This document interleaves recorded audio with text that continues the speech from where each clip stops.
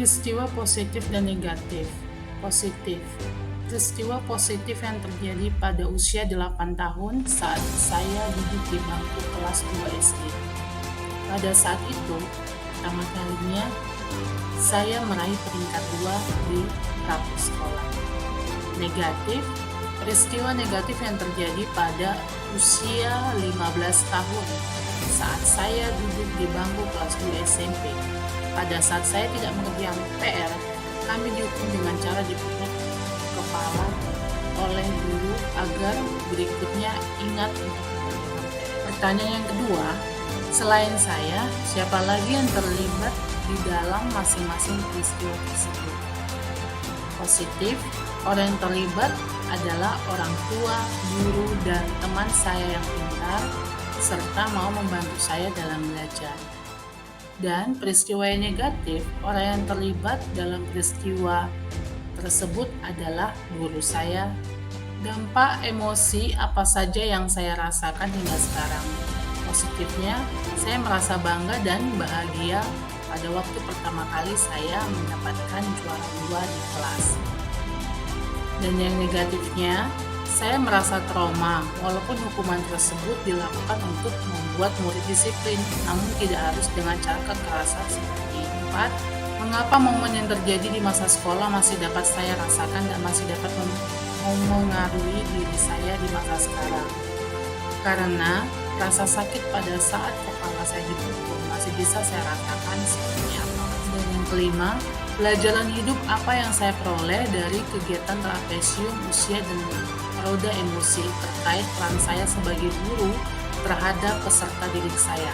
Pertama, saya belajar bahwa suatu peristiwa positif dan negatif dapat bertahan lama dalam memori ingatan saya dan dapat mempengaruhi psikologis kita di masa depan. Oleh sebab itu, saya sebagai pendidik harus selalu berusaha memberikan pengalaman-pengalaman yang berharga secara positif agar dapat membuat diri mereka atau murid berguna dan bermanfaat untuk masa depan yang cerah. Yang kedua, sedangkan dari roda emosi Project, saya lebih mengenali tentang emosi dan cara membedakannya, serta lebih paham tentang emosi dasar manusia dan gabungan emosi tersebut akan menimbulkan suatu emosi yang baru.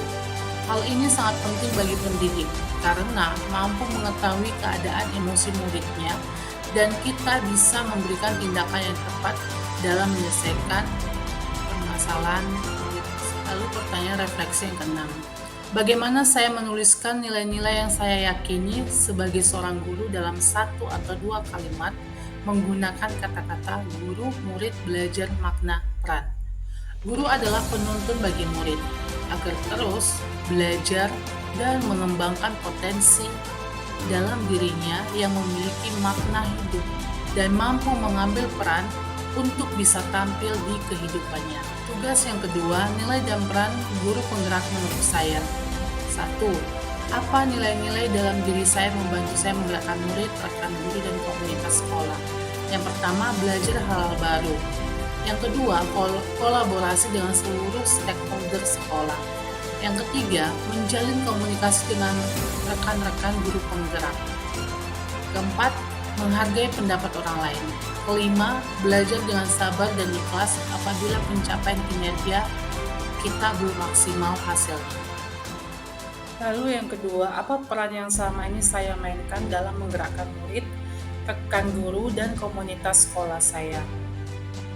Sebagai pendidik, saya harus mampu berperan dalam memberikan motivasi kepada murid agar tetap selalu semangat dalam belajar untuk meraih mimpi dan citanya di masa depan walaupun dengan keadaan keluarganya yang kurang bahagia dan ekonomi lemah. Berikutnya, menjalin kolaborasi dengan rekan sejawat baik dalam memberikan ide dan gagasan. Dan yang terakhir, aktif dalam komunitas guru untuk saling berbagi ilmu.